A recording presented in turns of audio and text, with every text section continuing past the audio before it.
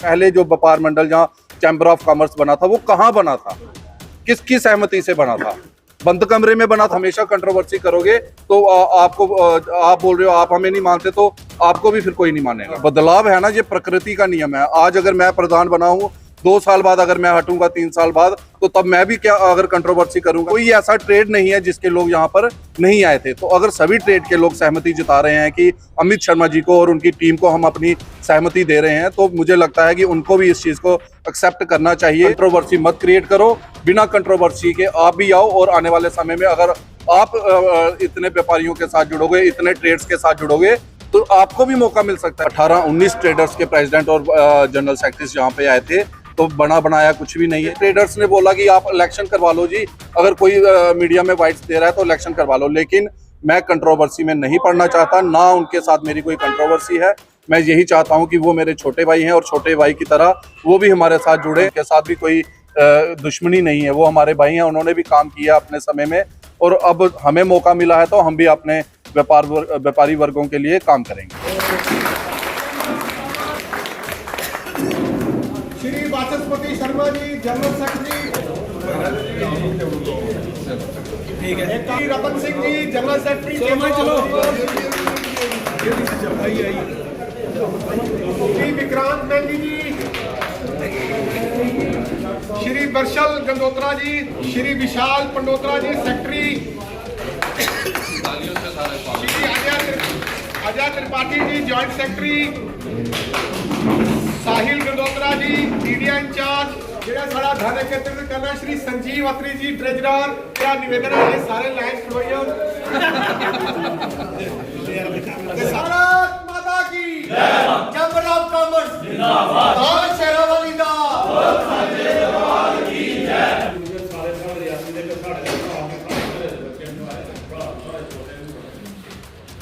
भी इस कमेटी ने कोई भी नेता चाहे आप नाम भी एमएलए के जितना होगा कोई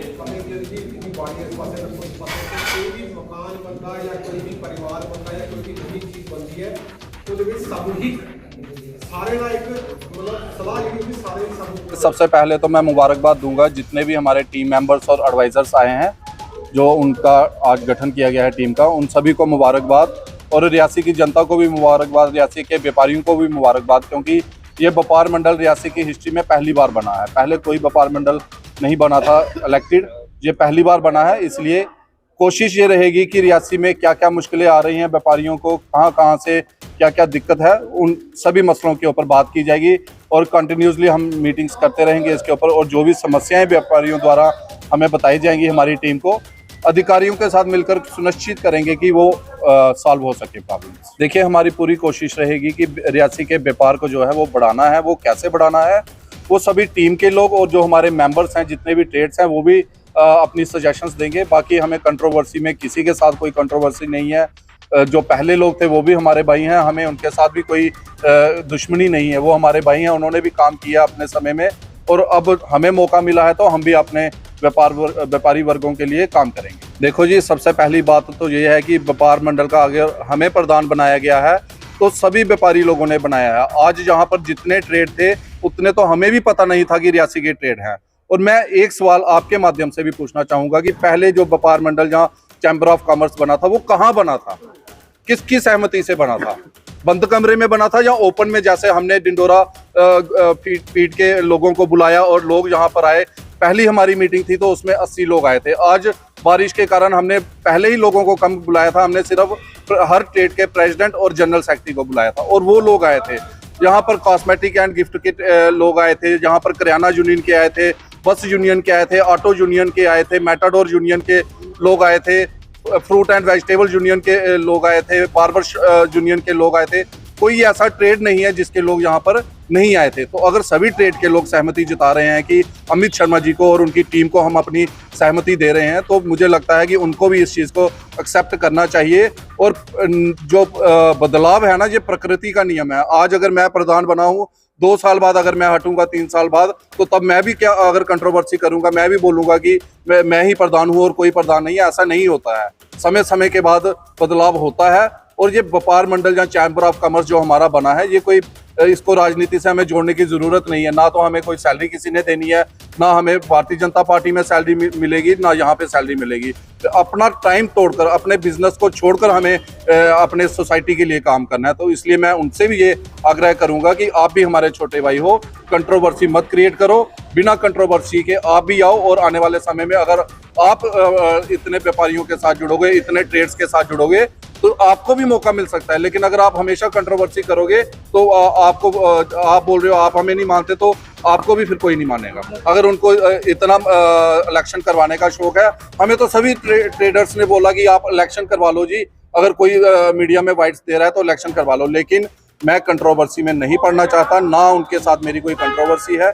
मैं यही चाहता हूं कि वो मेरे छोटे भाई हैं और छोटे भाई की तरह वो भी हमारे साथ जुड़े और अच्छे तरीके से, हमें व्यापारी वर्ग के लिए काम करना है, ना कि अपने लिए काम। नहीं, बना बनाया प्लेटफॉर्म किसी को नहीं मिला है। बहुत मुश्किल से हमने इतने ट्रेडर्स को इकट्ठा किया। आज 18-19 ट्रेडर्स के प्रेसिडेंट और जनरल सेक्रेटरी यहाँ पे आए थे, तो बना बनाया कुछ भी नहीं है, ये सब बनाना पड़ा है। अगर ऐसी बैठक पहले हुई होती, रियासी के किसी भी स्थान पर 70-80 व्यापारी वर्ग के लोग आए होते और उन्होंने अपना फैसला सुनाया होता, तो आज ये नौबत ही नहीं आनी थी चैम्बर ऑफ कॉमर्स बनाने की। ऐसा हुआ नहीं। बंद कमरे में अगर आपने 10 बंदों के साथ बैठकर बना लिया। आप बताओ आपने कहाँ बैठक की, क्या रेजोल्यूशन डाला, आप अपना रेजोल्यूशन बता दो। उस समय की कोई रेजोल्यूशन डाला है उस डेट का, आपने वो रेजोल्यूशन की कॉपी कहाँ पर दी और कितने बंदों ने यहाँ पे साइन किए।